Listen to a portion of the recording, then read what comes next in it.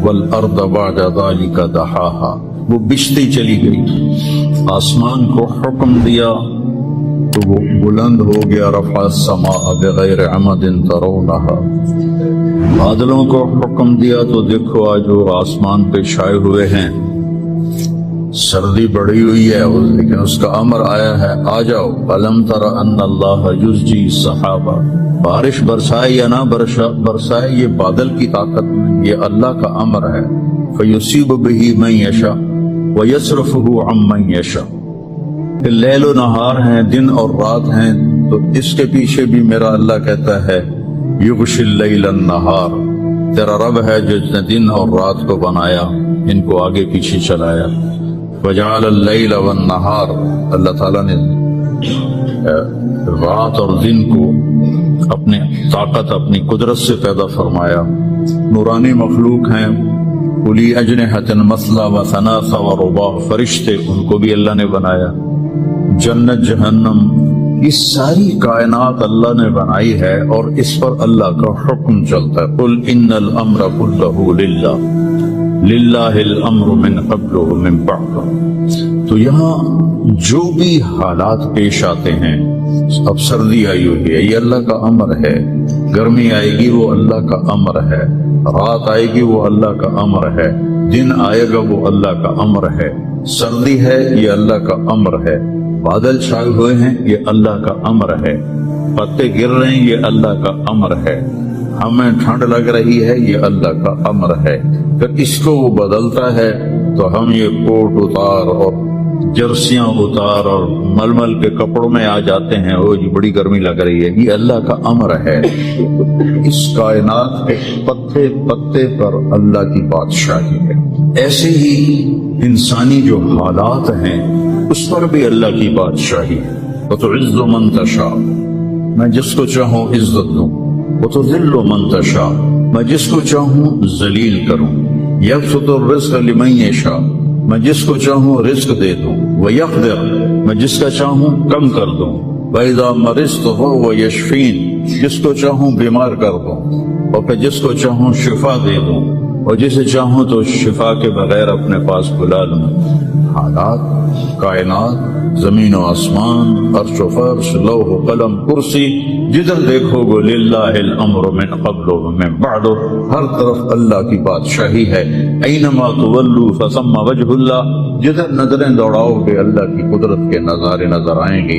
ہر چیز میں اللہ کی ذات کی قدرت اور طاقت نظر آئے گی، سنریہم آیاتنا فی الآفاق وفی انفسہم حتی یتبین لہم انہ الحق، میں ان قریب تمہیں اپنی نشانیاں دکھاؤں گا اس کائنات میں، تمہاری اپنی ذات میں میں اپنی نشانیاں دکھاؤں گا، تم پکار اٹھو گے کہ اللہ ہے، تم پکار اٹھو گے کہ وہ حق ذات ہے، قل هو اللہ احد، اور وہ احد ہے، اکیلا، اللہ الصمد، سب اس کے محتاج ہیں، وہ کسی کا محتاج نہیں، لم یلد، کسی کا باپ نہیں، ولم یولد، کسی کا بیٹا نہیں، ولم یکن لہ کفوا احد، کوئی اس کا ہمسر اور ثانی نہیں ہے، تؤتی الملک من تشاء، اس کو بادشاہی دے دو، فرعون کو دے دو،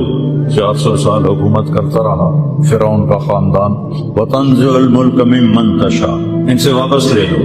ان سے چھین لو، سارے فوجیں طاقتیں بیکار ہو جاتی ہیں اور زیرو ہو جاتی ہیں، وتعز من تشاء، ان کو عزت دے دو، کوئی ذلت لا نہیں سکتا، وتذل من تشاء، انہیں ذلیل کر دو، کوئی ذلیل کر نہیں، کوئی ان کو عزت دے نہیں سکتا، اس سارے کارخانہ قدرت میں یہ لا الہ الا اللہ، یہ میں نے آپ کو بیان کیا ہے کہ لا الہ الا اللہ، سب پر لا کی تلوار ہے، کوئی کچھ نہیں ہے،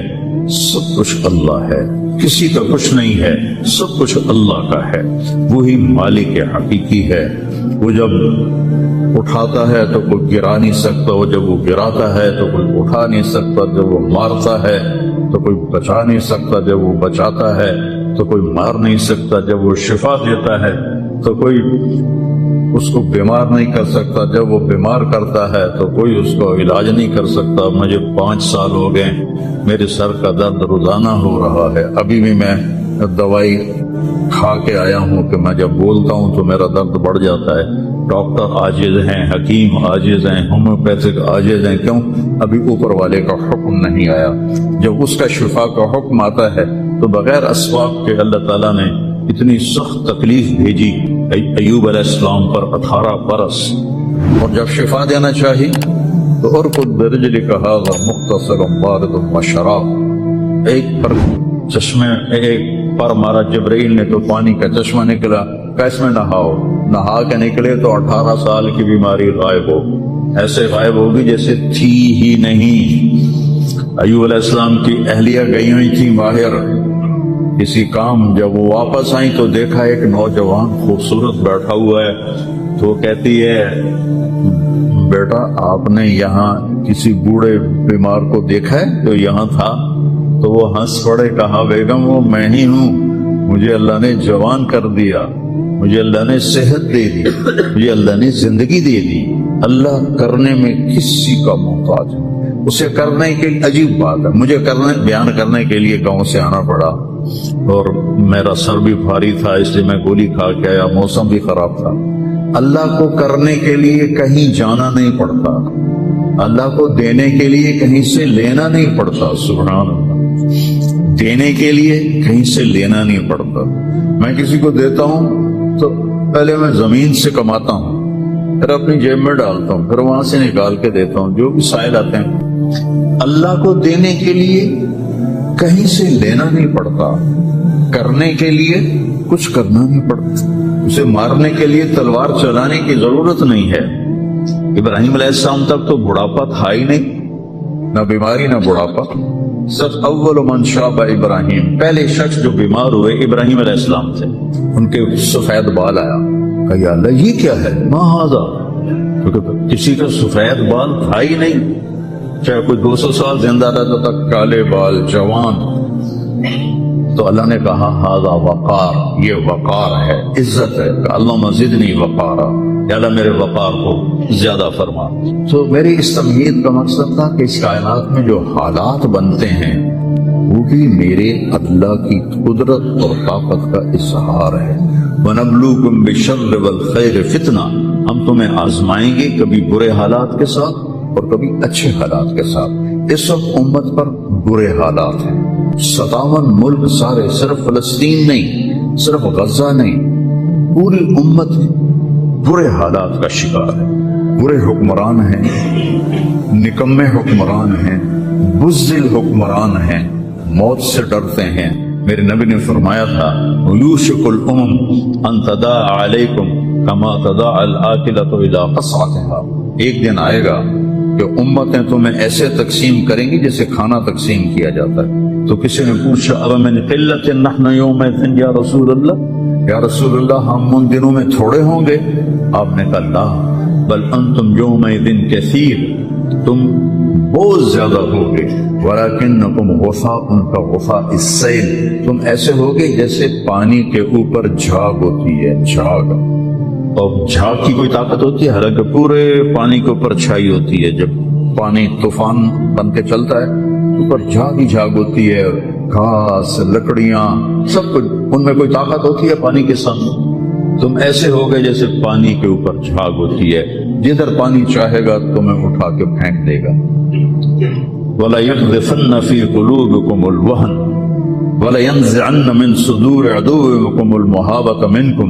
اللہ دشمن کے دلوں سے تمہارا رعب نکال دے گا،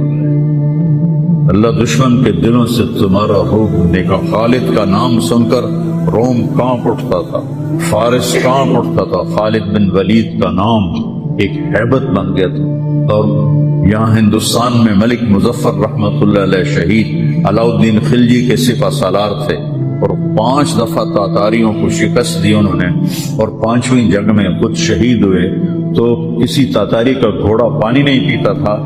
تو وہ کہتا تھا ملک مظفر کو دیکھ لیا ہے، اور بچہ سوتا نہیں تھا تاتاری کا تو ماں اسے کہتی بلاؤں ملک مظفر کو،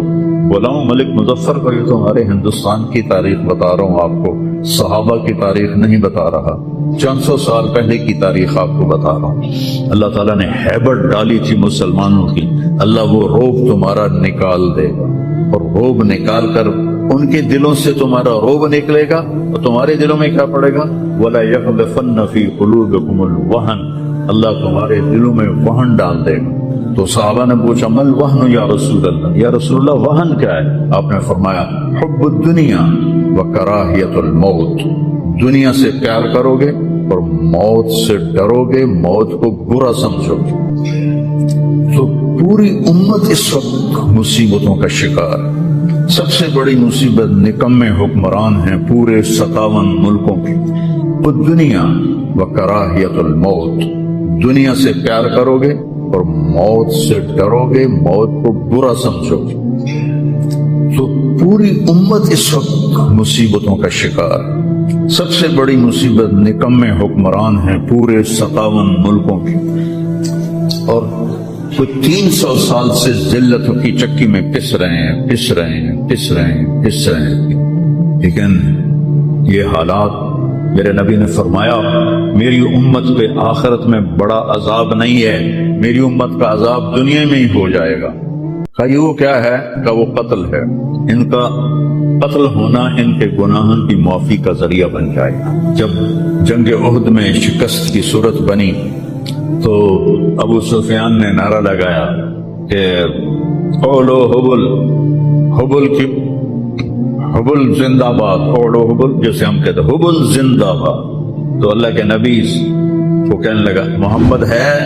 احد پہاڑ میں چھپے ہوئے، عمر ہے، ابو بکر ہے، عمر ہے، علی ہے۔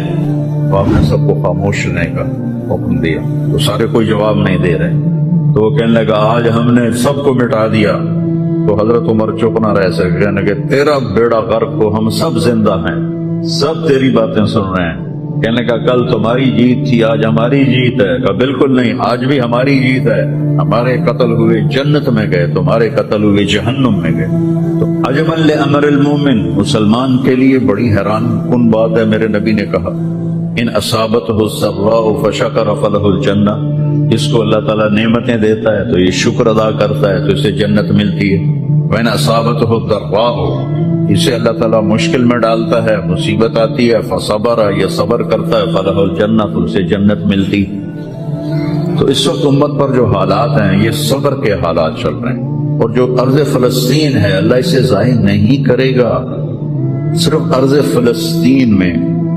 پہلی اللہ کی جو رحمت آئی کہ اللہ تعالیٰ نے پہلا گھر بنایا، اول بیت وضع للناس، فرشتوں کے ذریعے، وہ بیت اللہ تھا۔ اور اس کے بعد اللہ تعالیٰ نے دوسرا گھر جو دنیا میں بنایا وہ مسجد اقصی تھی، یہ بھی فرشتوں نے بنائی تھی۔ پھر 4000 نبیوں کے باپ اور میرے نبی کے باپ حضرت ابراہیم علیہ السلام فلسطین میں تشریف لائے، وہیں دفن ہوئے۔